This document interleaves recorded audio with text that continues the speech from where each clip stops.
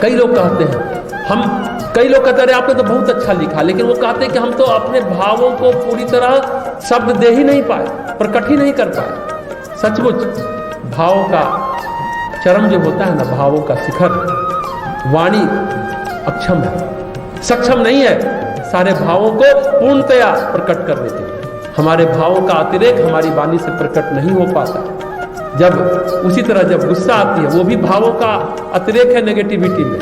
हमेशा जब गुस्सा आती है, भले हम मारने दौड़ते हैं लेकिन बोल नहीं पाते, तब दबा कर रह जाते हैं लेकिन मुंह से निकल नहीं पाता। और ये अहिल्या परमात्मा के प्रेम में विह्वल है। बस उसके अंदर का भाव यही था कि प्रभु आपने मुझे अपना लिया। जिस पति ने हमें त्याग दिया, जिसकी हमने इतनी सेवा की, उस पति ने नहीं अपनाया, उस पति ने हमें भुला दिया। उसने अपना गुस्सा प्रकट करके मुझे शाप दे दिया कि जिसने मुझे भुला दिया प्रभु आपने अपना लिया। क्या कहें, कैसे कहें, शब्द नहीं है। उस अहिल्या के भाव वो बोल नहीं पा रही है। आप कल्पना कीजिए उस सीन का, उस दृश्य का, कि जब अहिल्या के होठ थरथरा रहे होंगे, कितना कुछ कहना चाहती होगी, कितनी श्रद्धा, कितना आभार व्यक्त करना चाहती होगी, होठ कपकपा के रह गए, बोल नहीं पाई। लेकिन एक बात कहें, भगवान किसी रूप में मिले सब अच्छा है, चाहे शाप से मिले, वरदान से मिले, सब अच्छा है। बात समझ में आनी चाहिए। शाप मिला ना अहिल्या को, लेकिन भगवान तो मिल गए। बहुतों को वरदान मिलता है तो भगवान मिलते हैं। भगवान किसी भी ढंग से मिले, किसी भी तरह से मिले, किसी भी तरीके से मिले, भगवान का मिलना अच्छा है। इसलिए हर बात अच्छी है। अतिशय बरभागी पत्थर की अहिल्या बरभागी हो गई। शापग्रस्त अहिल्या सौभाग्यशाली हो गई। सौभाग्यशाली अहिल्या चरणन लागी प्रभु के चरणों से लिपट गई। और क्या कर सकती है जब बोल नहीं पा रही है। कई बार हम लोगों ने भी देखा, जब बोल नहीं फूटते, बस जा करके पैर से लिपट जाते, अश्रुधारा बह निकलती है। यही स्थिति अहिल्या की थी, क्योंकि इन चरणों से ही तो कल्याण हुआ था उसका। इन चरणों से ही तो उसकी अपनी चेतना को चैतन्यता मिली। उसने अपने को चैतन्य और जीवंत पाया। जुगल नंदन जलधार पर। जब हम भावों के चरम पर होते हैं, भाव को अभिव्यक्त करना चाहते हैं, अभिव्यक्ति हमारी आंसुओं से ही होती है और किसी तरह से नहीं हो पाती। हम अपने को अभिव्यक्त सिर्फ और सिर्फ आंसू की जलधार से ही कर पाते हैं। हमारी आंखें बोलती हैं, वाणी नहीं बोल पाती। आंखें कहने लगती हैं, आंखों से आंसू छलक उठते हैं। ये बात 12 मार्के का बहुत महत्वपूर्ण है।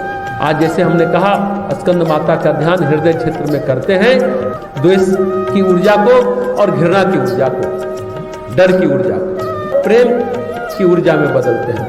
जब भय होता है तो भी मन, हृदय जो है कपकपाता है, धक धक होता है। प्रेम के अतिरेक में होते तो भी दिल धक से रह जाता है, डर में भी और प्रेम में भी।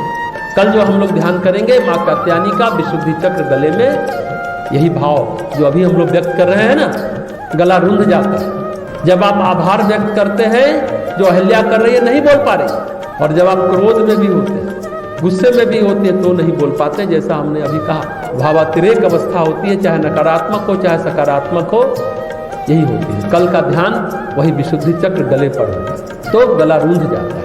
यही स्थिति अहिल्या की है। बस आंखें बोलने लगती हैं, आंखों से आंसू छलक उठते हैं। तो बात यह है कि कोई भी व्यक्ति, चाहे आप उसकी कितनी भी सेवा कर लो, संबंध अगर संसार के है ना, तो टिकते नहीं है। सेवा कितनी भी कर लो, टिकती ही नहीं। जैसा हनुमान प्रसाद पोद्दार ने कहा ना, 100 सेवा कर लो, एक गलती सबको खत्म कर देता है। राजा नृग की कथा, नृग ध्यान देंगे। बड़े पुण्यात्मा थे, धर्मात्मा थे, पराक्रमी राजा थे और वो बहुत सारा दान देते थे राजा नृग। एक दिन दान में वो 100 गाय ब्राह्मणों को दे रहे थे। राजा नृग के पास 2 लाख गाय थी। हुआ यूं कि जिस ब्राह्मण को दान दिया गया, एक गाय बिछुड़ कर वापस राजा के यहाँ आगे चली गई। वैसे भी पशु का स्वभाव होता है वापस अपने खूंटे पर ही आती है। कुत्ता भी कितना भगा दो वापस उसी घर उसी स्थान पर चला आता है। हर जीव को अपनी धरती से, अपने स्थान से मोह होता है। यह सबके साथ होता है क्योंकि उसकी याद सताती है ना। तो गाय राजा नृग के पास वापस आ गई। राजा नृग को क्या पता, उनको तो कुछ मालूम भी नहीं है। जब दोबारा दान दिया तो पहले वाली गाय दूसरे ब्राह्मण को दे दी। जो पहले ब्राह्मण को दिया था वही गाय दूसरे ब्राह्मण को मिल गया। लेकिन उस ब्राह्मण ने देखा कि मेरी वाली गाय को दूसरा ब्राह्मण लिए जा रहा है। पहले वाले ने कहा ये गाय तो मेरी है। दूसरे ब्राह्मण ने कहा कि राजा नृग ने मुझे दान में दिया। झगड़ा शुरू हुआ, विवाद शुरू हो गया। दरबार में न्याय के लिए दोनों ब्राह्मण आए। राजा नृग ने कहा ऐसा कैसे हो सकता है। सेवक से पता लगवाया तो पता चला कि पहले वाले ब्राह्मण को दिया गया गाय घूम फिरकर अपने गौशाला में ही आ गई और सेवक ने कहा कि आपने उसे फिर से दान में दे दिया, ये भूल तो हो गई। अब राजा नृग पहले वाले ब्राह्मण को बोले कि आप ऐसा करें दूसरी गाय ले लें। ब्राह्मण तमतमा गया, बोला तुम मुझको भिखारी समझते हो राजन। ब्राह्मण का अपना एक गौरव होता है, हम अन्य गाय नहीं लेंगे। तो फिर राजा नृग ने दूसरे वाले ब्राह्मण से कहा महाराज ये गाय आप दे दो, दूसरी गाय ले लो। वो ब्राह्मण भी तमक कर बोला आप दान का संकल्प लेकर अधर्म करते हो। दोनों ब्राह्मण लड़ते रहे। अभिमान के कारण दोनों ब्राह्मणों में कोई समझौता नहीं हो पाया। बात वहीं की वहीं रह गई।